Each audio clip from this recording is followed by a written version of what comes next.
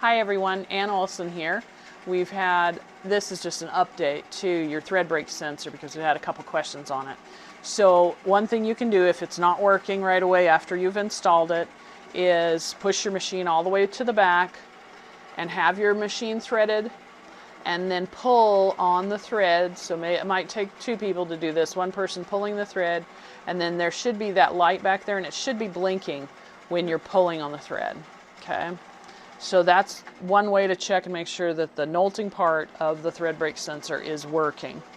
And then another thought is to be sure that you've threaded through and over and it's sitting between those two discs. On occasion when it stops on me, I find that it is back here behind. So that's just one thing to make sure that it's threaded in there correctly. And then in your system, if you go to your home page here and you hit the help button right here, go to your about, hit that button, and see what version you have. You need to have version 6.00.71 or maybe a newer version, but this is the one currently that we need.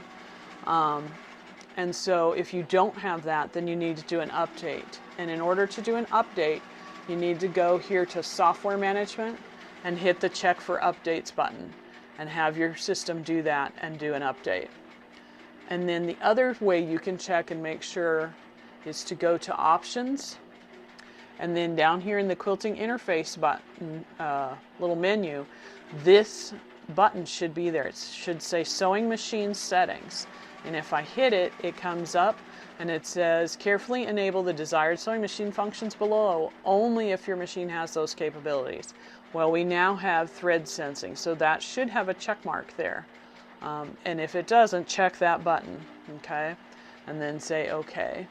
So if this is missing from your system, which mine was at the very beginning, even though I had done the update, then I would call Grace. So if you do have that same update number that we showed you, I would call Grace if you do not have this button, because they had to have us walk through and do it a couple times. They got on here actually and did it remotely in order to get it on. So I would just do that if you do not have the sewing machine settings, but you do have that current version right here. So just that should help a little bit maybe on some of the questions. All right.